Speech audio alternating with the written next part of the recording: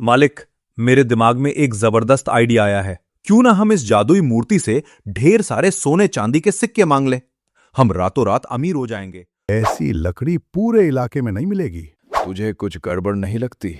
ऐसी लकड़ियां तो इस जंगल में हैं ही नहीं। फिर वो इन्हें कहां से लाया? मुझे अब भोला के पीछे अपने आदमी लगाने ही पड़ेंगे। मालिक, वो तो जादुई घोड़ा है। क्यों न मैं इस भोला को रास्ते से हटा दूं और उस घोड़े को अपने जाल में कैद कर लूं और इस दुनिया का सबसे अमीर सेठ बन जाऊंगा। एक छोटे से गांव की एक छोटी सी झोपड़ी, जहां भोला अपनी बीमार माँ और अपने वफादार घोड़े गोलू के साथ रहता था। माँ, मुझे माफ कर दो। मैं तुम्हारी दवा का इंतजाम भी नहीं कर पा रहा हूँ। हे भगवान, मेरी किस्मत इतनी खराब क्यों है? दिन भर इतनी मेहनत करता हूँ, फिर भी माँ के लिए खाना तक नहीं जुटा पाता। अब उस लालची धनराज का कर्ज कैसे चुकाऊंगा? समझ नहीं आता हम कैसे जिएंगे। तभी वहाँ गांव का अमीर सेठ धनराज आता है। भोला बेचारा अपने पिताजी का पुराना कर्ज चुकाने के लिए उसी धनराज के यहाँ दिन रात काम करता है। क्यों रे भोला, आज काम पर क्यों नहीं आया? यहाँ बैठा बैठा गप्पे मार रहा है। क्या काम तेरे घर चलकर आएगा? नहीं सेठ जी, मैं गप्पे नहीं मार रहा। मेरी माँ बहुत बीमार है, बस इसीलिए आज काम पर नहीं आ पाया। मुझे ये सब बहाने मत सुना। अगर कल से काम पर नहीं आया तो ये झोपड़ी खाली कर देना। मैं इसे बेचकर अपना सारा कर्ज वसूल कर लूंगा। ऐसा मत कहिए सेठ जी, मैं कल से पक्का काम पर आऊंगा। थोड़ी तो दया करो। माँ की तबीयत बहुत खराब है और मेरे पास तो 1 रुपया भी नहीं है। ठीक है, तो कल से समय पर पहुंच जाना, वरना अंजाम बुरा होगा। इतना कहकर सेठ धनराज अकड़ते हुए वहाँ से चला गया। भोला अब और भी ज्यादा परेशान हो गया था। बेटा, तू मेरी फिक्र मत कर, मैं अब ठीक हूँ। तू बस कल समय पर सेठ के यहाँ काम पर चला जाना।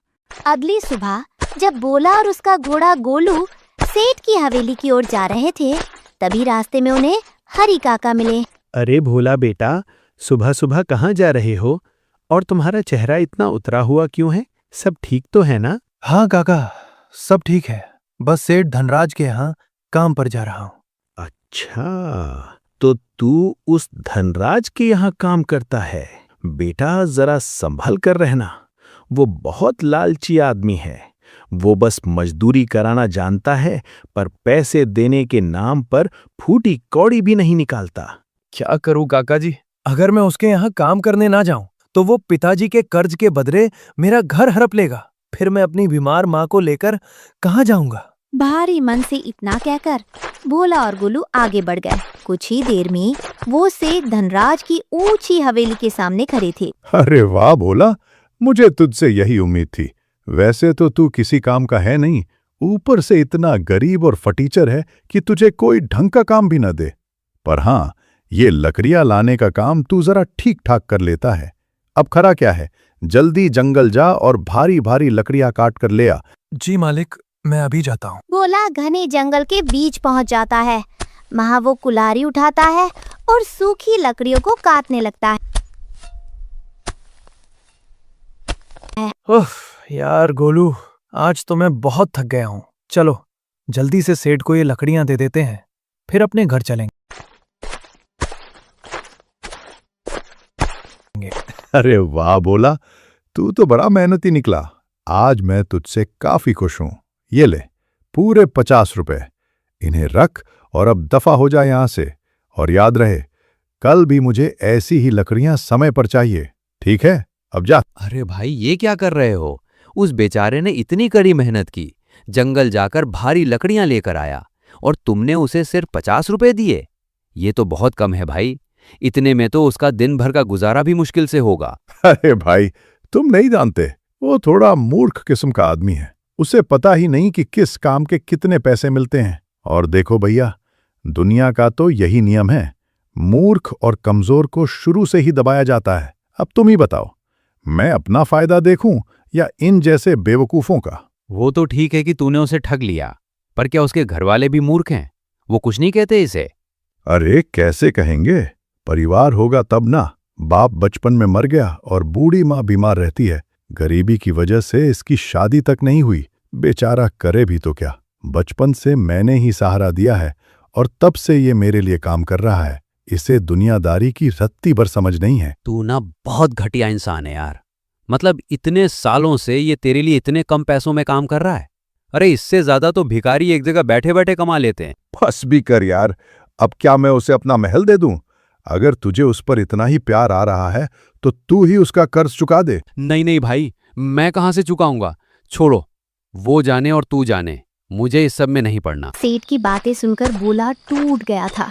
घर जाते समय वो दवाखाने के सामने खड़ा हो गया और गहरी सोच में डूब गया। हे भगवान, मैं क्या करूं? इतने कम पैसों में माँ के लिए दवा लाऊं या घर के लिए खाना, समझ नहीं आ रहा। इतने में तो या तो हम तीनों का खाना आएगा या फिर सिर्फ एक का खाना और माँ की दवा। भोला अपनी भूख को मार देता है और उन पैसों से माँ के लिए दवा ले आता है।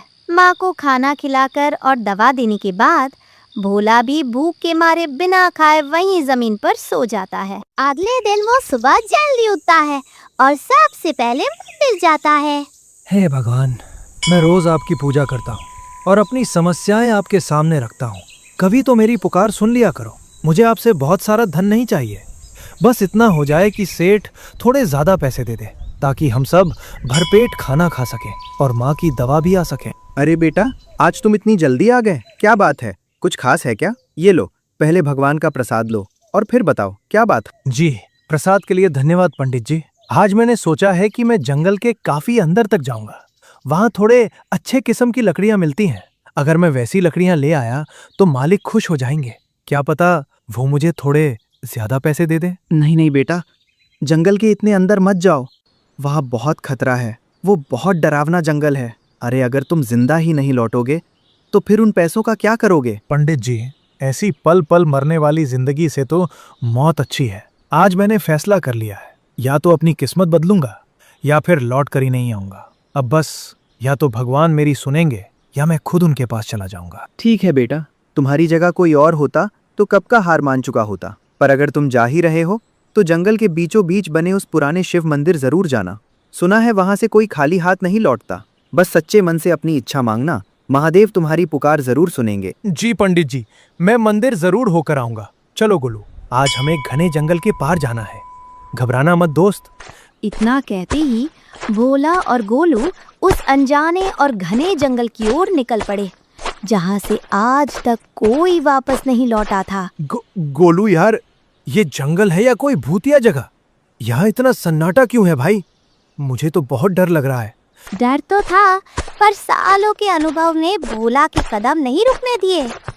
घने जंगल के बीच चलते चलते अचानक उसे भगवान शिव का वो मंदिर मिल गया जो बरसों से वीरान और सुनसान पड़ा था। अरे बाप रे, ये मंदिर तो पूरा खंडहर बन चुका है। महादेव का आशीर्वाद लेने से पहले मुझे इसे साफ कर देना चाहिए। क्या पता मेरी सेवा से खुश होकर भगवान मेरी मुराद सच में पूरी कर दे। गोलू बाहर पहरा देने लगा और भोला ने पूरा मंदिर साफ कर दिया। फिर उसने बड़ी श्रद्धा से महादेव के दर्शन किए और अपना सिर उनके चरणों में झुका दिया। प्रभु, आप तो सब जानते हैं, इतनी मेहनत के बाद भी 2 वक्त की रोटी नसीब नहीं होती। माँ बीमार है और घर में गरीबी। अब बस आप ही आखिरी सहारा है। आज जंगल में अच्छी लकड़ियाँ ढूंढने जा रहा हूँ ताकि किस्मत बदल सके। महादेव साथ देना। जय भोलेनाथ। इतना कहकर भोला मंदिर से निकला और लकड़ियाँ काटने में जुट गया। जब ढेर सारी लकड़ियाँ जमा हो गई तो वो गोलू के साथ सेठ की हवेली की ओर चल पड़ा। देख गोलू, आज तो हमने बहुत सारी और बढ़िया लकड़ियाँ काटी हैं। आज तो सेठ पक्का खुश हो जाएगा और हमें अच्छे पैसे देगा। भोला और गोलू अपनी बातों में मगन चले जा रहे थे, तभी अचानक जंगल का माहौल बदल गया। आसमान में बिजली कड़कने लगी और जोरदार बारिश शुरू हो गई। अरे अभी तो सब ठीक था, ये अचानक इतनी तेज बारिश कैसे होने लगी? बारिश से बचने के लिए भोला और गोलू एक बड़े पेड़ के नीचे रुक गए। वो बारिश रुकने का इंतजार कर ही रहे थे कि तभी भोला की नजर एक बड़े पत्थर के पास पड़ी मूर्ति पर गई जो अजीब तरह से चमक रही थी। अरे गोलू देख, वो मूर्ति, उसके 3 मुख है। कितनी अजीब और चमत्कारी लग रही है ना। और देख कैसे चमक रही है, जैसे हमें ही पुकार रही है। चल गोलू, पास चल के देखते हैं। भोला और गोलू धीरे धीरे उस मूर्ति के करीब पहुंचे, पर जैसे ही भोला ने डरते डरते उसे छुआ, वो पत्थर की मूर्ति अचानक बोल पड़ी। मैं किस्मत का दरवाजा हूँ, मैं तुम्हारी सोई हुई किस्मत बदल सकती हूँ। पत्थर की मूर्ति को बोलता देख भोला बुरी तरह डर गया। अरे बाप रे, गोलू यार, ये मूर्ति तो सच में बोल पड़ी। भागो गोलू। रुको भोला, डरो मत बेटा, मैं एक देवी हूँ। मैं यहाँ तुम्हारी मदद करने आई हूँ और तुम्हारी हर इच्छा पूरी कर सकती हूँ। सच में? क्या सच में मेरी इच्छा पूरी होगी? हे प्रभु, हे भोलेनाथ, आपने इतनी जल्दी मेरी पुकार सुन ली। मैंने तो सपने में भी नहीं सोचा था कि मेरे साथ ऐसा चमत्कार होगा। लेकिन क्या देवी जी? लेकिन तुम्हारी हर इच्छा पूरी होने से पहले तुम्हें मेरे एक प्रश्न का सही उत्तर देना होगा। हर सवाल का सही जवाब ही तुम्हारी एक इच्छा पूरी करेगा। भोला अब एक पल भी इंतजार नहीं करना चाहता था और तुरंत बोला, मुझे मंजूर है, मैं तैयार हूँ देवी जी। आप सवाल पूछिए, मैं अपनी माँ और अपनी गरीबी के लिए हर सवाल का जवाब देने की कोशिश करूंगा। पूरी बात सुन लो भोला, हर सही उत्तर पर एक इच्छा पूरी होगी, लेकिन अगर जवाब गलत हुआ तो तुम्हें अपनी जिंदगी से कुछ बहुत कीमती खोना पड़ेगा। मूर्ति की चेतावनी सुनते ही भोला के रोंगटे खड़े हो गए। खतरा बड़ा था, पर उसने हिम्मत जुटाई और कांपती हुई आवाज में कहा, ठीक है देवी जी, मुझे मंजूर है। आप अपना पहला सवाल पूछिए। ठीक है, तो बताओ, मैं रोज पैदा होता हूँ और रोज मर जाता हूँ। भोला गहरी सोच में डूब गया। फिर अचानक उसके चेहरे पर चमक आई और उसने जवाब दिया, देवी जी, इसका जवाब है दिन, क्योंकि हर सुबह नया दिन होता है और रात को खत्म हो जाता है। सही जवाब। तुम्हारी बुद्धिमानी से मैं प्रसन्न हूँ। बताओ भोला, तुम्हारी पहली इच्छा क्या है? देवी जी, मेरी पहली इच्छा है कि मेरी माँ पूरी तरह ठीक हो जाए। उन्हें फिर कभी किसी दवा की जरूरत न पड़े। बस उन्हें पहले जैसा सेहतमंद बना दीजिए। तथास्तु, तुम्हारी इच्छा पूरी होगी भोला। तुम्हारे घर पहुंचने से पहले ही तुम्हारी माँ पूरी तरह स्वस्थ हो जाएगी। माँ के ठीक होने की खबर सुनकर भोला और गोलू की खुशी का ठिकाना ना रहा। तभी भोला के मन में दूसरी इच्छा का विचार आया। उसने अपने वफादार दोस्त गोलू की तरफ देखा और बोला, देवी जी, क्या मैं एक और इच्छा पूरी कर सकता हूँ? मेरे मन में एक और मुराद है। ठीक है भोला, तो ये रहा तुम्हारा अगला सवाल। पर याद रहे, गलत जवाब दिया तो तुम्हें अपनी जिंदगी से कुछ कीमती खोना पड़ेगा। क्या तुम तैयार हो? मुझे मंजूर है देवी जी। मैं अपने दोस्त के लिए ये खतरा उठाने को तैयार हूँ। आप अपना सवाल पूछिए। तो बताओ, एक ऐसी चीज क्या है जो टूट जाए तो आवाज करती है, पर अगर आवाज करे तो खुद टूट जाती है? वो क्या है? भोला फिर से गहरी सोच में डूब गया।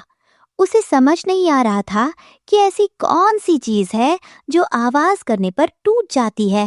हे भगवान, ये तो बहुत ही कठिन सवाल पूछ लिया देवी जी ने। अब मैं क्या करूं? अगर गलत जवाब दिया तो अनर्थ हो जाएगा। अपनी आंखों को बंद कर भोला ने अपनी माँ का चेहरा याद किया और फिर अपने वफादार दोस्त की ओर देखा। तभी जैसी चमत्कार हुआ हो, उसके दिमाग में सही जवाब कौन गया। हाँ देवी जी, इसका सही जवाब है खामोशी। जब तक शांति होती है, खामोशी बनी रहती है, लेकिन जैसे ही कोई आवाज करता है, वह खामोशी तुरंत टूट जाती है। बिल्कुल सही जवाब। तुम्हारी सूझबूझ ने मुझे फिर से प्रभावित किया है। मांग लो भोला, अपनी दूसरी इच्छा भी मांग लो। आज मैं तुम्हारी हर जायज मुराद पूरी करूंगी। देवी जी, इस संसार में अगर मेरा कोई सच्चा साथी है तो वो मेरा गोलू है। इसने मेरे हर दुख सुख में मेरा साथ दिया है और मेरी ही तरह परेशानियां सही हैं, पर बेचारा कभी कुछ बोल नहीं पाया। मेरी इच्छा है कि इसे बोलने की शक्ति मिल जाए ताकि ये भी आम इंसानों की तरह बातें कर सके। तथास्तु भोला, मैं तुम्हारे इस निस्वार्थ प्रेम से प्रसन्न होकर इसे आवाज दे रही हूँ, पर सावधान, ये केवल तुम्हारे और भरोसेमंद साथियों के बीच ही बोले। अगर इसने आम इंसानों के सामने बात की तो अनर्थ हो जाएगा। आपका बहुत बहुत धन्यवाद देवी जी। आपने मेरी माँ को ठीक कर दिया और मेरे दोस्त को आवाज दी। मैं आपका ये उपकार कभी नहीं भूलूंगा। मैं कल फिर आऊंगा। तभी भोला ने गोलू की ओर देखा और बोला, अरे गोलू, क्या तू सच में बोल सकता है? भाई कुछ तो बोल। क्या अब मैं वाकई तेरी आवाज सुन पाऊंगा? अरे हाँ मालिक, मैं तो सच में बोल सकता हूँ। वाह, मेरी आवाज तो बड़ी धांसू है। वाह वाह वाह, मजा आ गया। मेरा दोस्त गोलू तो वाकई बोल पड़ा। भाई एक बार और कुछ बोल कर दिखा। मुझे अब भी यकीन नहीं हो रहा कि ये सपना है या हकीकत। अरे मालिक, अब तो यकीन कर लो, मैं सच में बोल रहा हूं। अब यहां खड़े खड़े बातें ही करोगे क्या? चलो जल्दी घर चलो, माँ इंतजार कर रही होगी और वो लालची सेठ को लकड़ियां भी तो देनी है। अरे हाँ गोलू, बातों बातों में तो मैं बिल्कुल भूल ही गया था। चलो भाई जल्दी चलो, वरना बहुत देर हो जाएगी। सेठ को लकड़ियां देकर भोला घर पहुंचा तो देखा माँ रसोई में खाना बना रही थी। ये देख भोला निहाल हो गया। सब खुशी खुशी खाना खाकर सो गए और फिर हुई एक नई सुबह। चलो गोलू भाई, आज फिर उसी घने जंगल में चलना होगा। उस धनराज सेठ के लिए लकड़ियां जो लानी है। तैयार हो ना? हाँ मालिक, मैं बिल्कुल तैयार हूँ। चलिए देखते हैं आज जंगल में हमें कौन सा नया सवाल मिलता है। जंगल पहुंचकर भोला लकड़ियां काटने में जुट गया, लेकिन दूसरी तरफ गोलू के दिमाग में कुछ शरारत भरी और खुरापाती बातें चल रही थी। अरे मालिक, ये सब छोड़ो भी। अब हमारे पास वो जादुई मूर्ति है, तो फिर ये धूप में मेहनत करना और लकड़ियां काटना क्यों? चलो सीधे उस मूर्ति के पास चलते हैं और अपनी सारी इच्छाएं पूरी करवा लेते हैं। बात तो तू सही कह रहा है गोलू, लेकिन भाई डर भी तो लग रहा है। अगर हम सवाल का जवाब नहीं दे पाए तो हम बुरी तरह फंस जाएंगे। देवी जी ने साफ कहा था कि कुछ न कुछ कीमती खोना पड़ेगा। अरे मालिक, आप तो सच में बहुत डरपोक निकले। अरे जब तक आपका ये समझदार गोलू साथ है, आपको डरने की क्या जरूरत? मैं हूं ना, हर टेढ़े सवाल का जवाब देने के लिए। आप बस चलिए। बातों बातों में भोला और गोलू फिर से उसी जादुई मूर्ति के सामने पहुंच गए। मूर्ति के पास खड़े होकर भोला धीरे से बोला, अरे गोलू, हम यहाँ आ तो गए, पर मांगेंगे क्या? मेरे पास तो अब सब कुछ है। माँ ठीक हो गई और तुझे आवाज मिल गई। अब और क्या चाहिए हमें? मालिक, मेरे दिमाग में एक जबरदस्त आइडिया आया है। क्यों ना हम इस जादुई मूर्ति से ढेर सारे सोने चांदी के सिक्के मांग लें।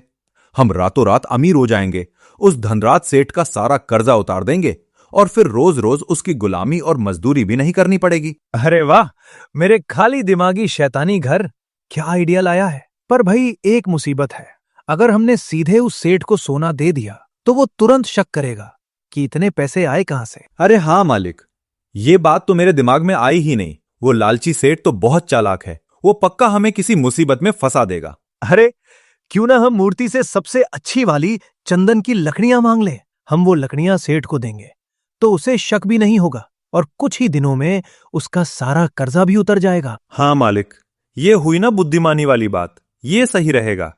तभी भोला ने अपनी आंखें बंद की और पूरी श्रद्धा के साथ उस जादुई मूर्ति की देवी का आह्वान किया। जंगल का माहौल अचानक बदल गया और भोला हाथ जोड़कर विनती करते हुए बोला, हे मूर्ति की देवी, कृपा करके प्रकट हो और मेरी एक और इच्छा पूरी करें। आप अपना कठिन सवाल पूछिए, हम उसका जवाब देने के लिए तैयार हैं। तभी जादुई मूर्ति से मीठी और प्यारी आवाज आई, बोलो बोल और गोलू, तुम दोनों फिर आ गए। बताओ आज कौन सी इच्छा लेकर आए हो? पर याद रहे, नियम वही है, सही जवाब पर इच्छा पूरी होगी, लेकिन गलत जवाब दिया तो बहुत कुछ खोना पड़ सकता है। क्या तुम तैयार हो? हाँ देवी जी, हमें आपके सारे नियम अच्छी तरह याद है। हम खतरा उठाने के लिए तैयार हैं। आप बस अपना सवाल पूछिए। तो बताओ मेरा सवाल, ऐसी कौन सी चीज है जो पानी में जाए तो सही पर कभी भीगती नहीं? सवाल सुनते ही भोला और गोलू के होश उड़ गए। दोनों गहरी सोच में डूबकर एक दूसरे का चेहरा ताकने लगे। अरे गोलू, मेरी ओर तो देखना भी मत। ये सवाल तो मेरे सिर के ऊपर से निकल गया। अब तू ही इसका जवाब दे। अभी थोड़ी देर पहले तो बड़ा कह रहा था ना, मैं हूं ना मालिक, मैं हूं ना। अब दिखा अपनी अकल। गोलू ने भोला से धीरे से फुसफुसाते हुए कहा, मालिक, वो तो मैं जोश जोश में बोल गया था। मुझे तो लगा था कि आप बड़े समझदार हैं और फटाफट जवाब दे देंगे। ओ भाई साहब, मैं तो तुम्हारे भरोसे शेर बनकर यहाँ आ गया।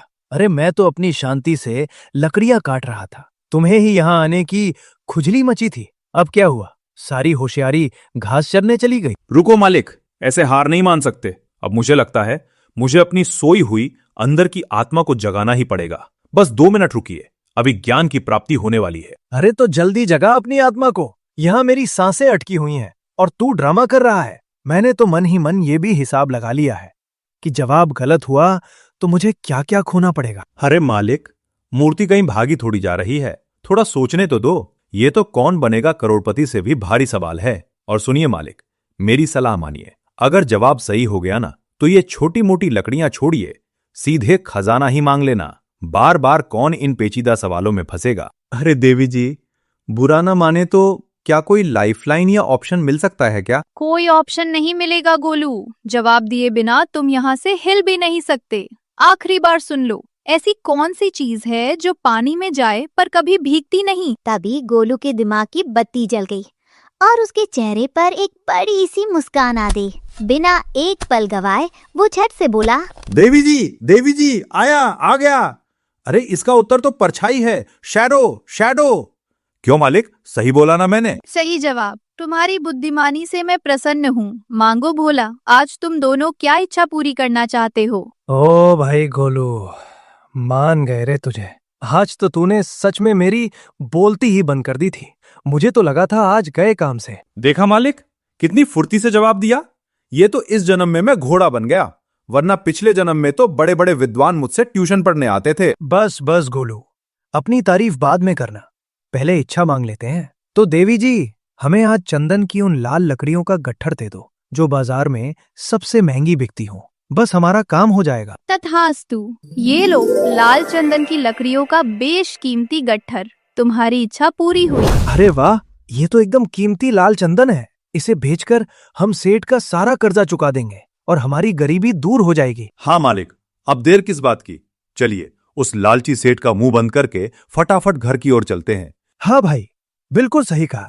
और फिर माँ के हाथ का गर्मा गर्म खाना भी तो खाना है। बहुत भूख लगी है। चलो जल्दी निकलो यहाँ से। फिर क्या था, भोला और गोलू वो कीमती लकड़ियां लेकर सीधा सेठ की हवेली पहुंच गए। सेठ जी, ये लीजिए अपनी लकड़ियां।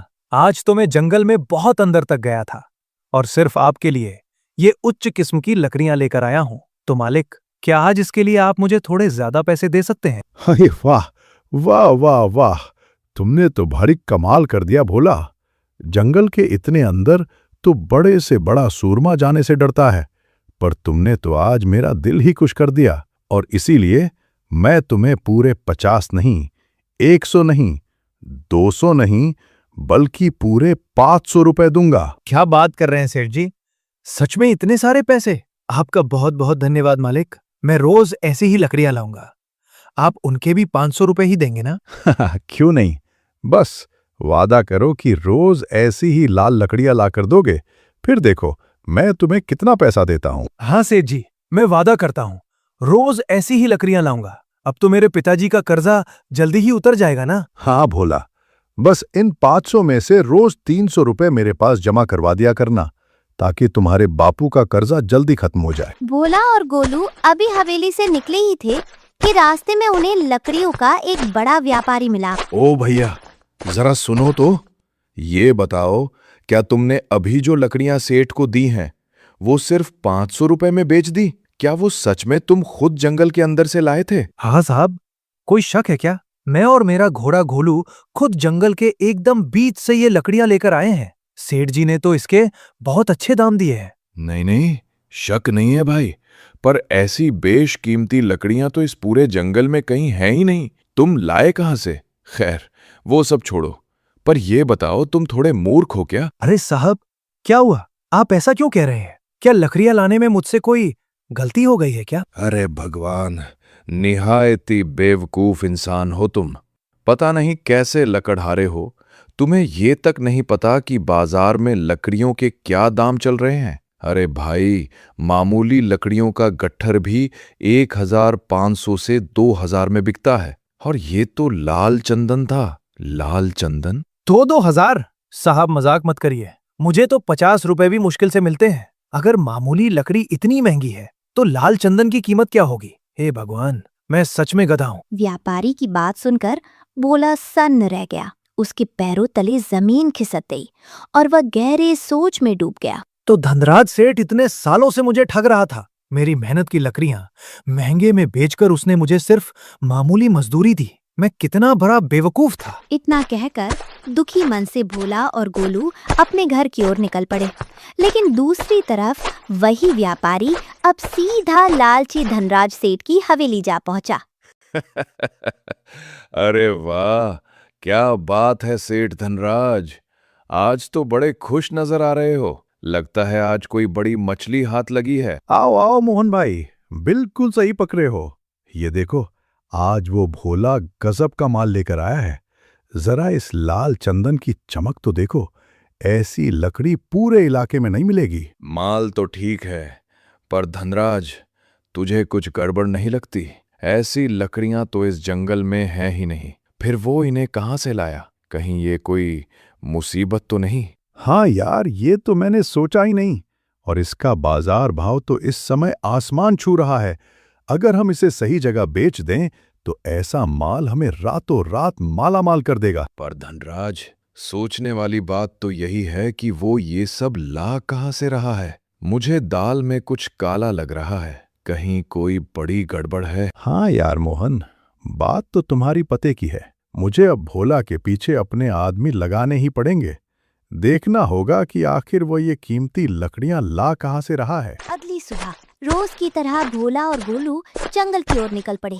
वे इस बात से बिल्कुल अनजान थे कि अब से धनराज का आदमी साए की तरह उनका पीछा कर रहा है। अरे गोलू, वैसे आज जादू से क्या मंगाए? मालिक, क्यों ना आज लकड़ियों के साथ साथ हम कुछ सोना चांदी भी मांग ले। आखिर कब तक हम इस गरीबी में जिएंगे? सोना चांदी की बात सुनकर सेठ के आदमी के होश उड़ गए। वो एक पल भी बर्बाद किए बिना उल्टे पांव भागा और सीधा सेठ की हवेली जा पहुंचा। मालिक, गजब हो गया। वो भोला और उसका घोड़ा कोई साधारण नहीं है, वो तो जादुई घोड़ा है। मैंने खुद सुना। भोला उससे कह रहा था कि आज हम जादू से सोना चांदी लाते हैं। क्या बात कर रहा है? तू सच बोल रहा है ना? हाँ मालिक, 100% सच बोल रहा हूँ। मैंने अपने कानों से सुना और अपनी आंखों से देखा है। वो घोड़ा आम जानवर नहीं, साक्षात कोई जादुई शक्ति है। सेठ धनराज महालालची था। उसने सोचा कि अगर वो जादुई शक्ति उसके हाथ लग गई तो वो रातों रात दुनिया का सबसे अमीर आदमी बन जाएगा। क्यों न मैं इस भोला को रास्ते से हटा दूं और उस घोड़े को अपने जाल में कैद कर लूं। फिर सारी उम्र उसके जादू से मालामाल होता रहूंगा और इस दुनिया का सबसे अमीर सेठ बन जाऊंगा। सेठ के आदमी की एक गलतफहमी ने भोला की जान खतरे में डाल दी थी। उधर भोला और गोलू जादुई मूर्ति से इच्छा मांग के ढेर सारी चंदन की लाल लकड़ियां का ढेर लगा के नदी किनारे चाव में आराम कर रहे थे। अगली सुबह जैसे ही भोला और गोलू जंगल पहुंचे, सेठ और उसके गुंडे पहले से ही जाल बिछाकर घात लगाए बैठे थे ताकि वे भोला को दबोच सके। अरे यार गोलू, आज तो हम जादू से अपने लिए अच्छे अच्छे कपड़े मांगेंगे। बहुत दिन हो गए इन फटे पुराने कपड़ों में घूमते हुए। हाँ मालिक, चलो आज तो सच में बहुत मजा आएगा। अरे बाप रे बाप, तू तो सच कह रहा था। ये घोड़ा तो वाकई जादुई है। ये तो बोल रहा है। अब देर मत करो, इस भोला के बच्चे को खत्म करो और इस जादुई घोड़े को जिंदा पकड़ लो। इससे पहले कि भोला कुछ समझ पाता, सेठ और उसके खतरनाक गुंडे हथियारों के साथ सामने आ गए और उन्होंने भोला और गोलू का रास्ता रोक लिया। अरे मालिक, आप यहाँ? मैं बस लकड़ियां लेकर आपके पास ही आ रहा था। आप घर जाइए मालिक, मैं बस अभी आता हूँ। मैं तो घर चला जाऊंगा भोला, लेकिन उससे पहले तू ऊपर जाएगा। अब तेरा काम तमाम करने का वक्त आ गया है। मालिक भागो, इन सबको हमारा राज पता चल गया है। ये हमें मार देंगे। जल्दी भागो मालिक, अपनी जान बचाओ। तभी सेठ के आदमियों ने भोला को दबोच लिया और उसके सिर पर जोरदार प्रहार कर दिया। भोला वही जमीन पर गिर पड़ा और उसकी जान निकल गई। मालिक उठो मालिक, ये क्या हो गया आपको? मालिक एक बार आंखें तो खोलो, उठो ना मालिक। चुप कर, अब चिल्लाने से कुछ नहीं होगा।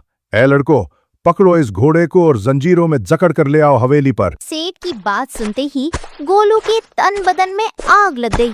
जैसे गुंडे उसकी ओर बढ़े, गोलू बिजली की रफ्तार से वहां से भाग निकला और घने जंगल की गहराइयों में जाकर कहीं छिप गया।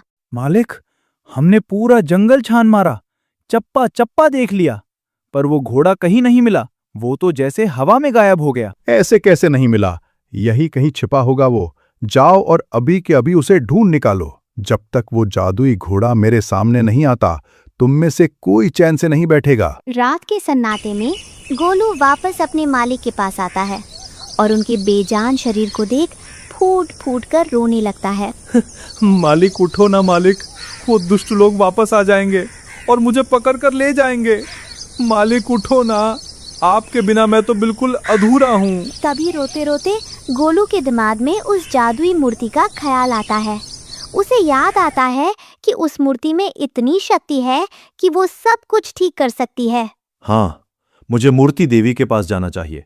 सिर्फ वही मेरी मदद कर सकती हैं और मालिक की जान बचा सकती हैं। गोलू बिजली की रफ्तार से दौड़ता हुआ उस जादुई मूर्ति के पास पहुंचता है और बोलता है, हे मूर्ति की देवी, प्रकट हो जाइए, मेरे मालिक की जान बचा लीजिए। प्लीज देवी माँ, उन्हें बचा लीजिए। बोलो गोलू बेटा, क्या हुआ? तुम इस तरह क्यों रो रहे हो? शांत हो जाओ और मुझे अपनी परेशानी बताओ। देवी जी, मेरे मालिक को उस लालची सेठ ने मार दिया है। प्लीज देवी माँ, उन्हें जिंदा कर दीजिए।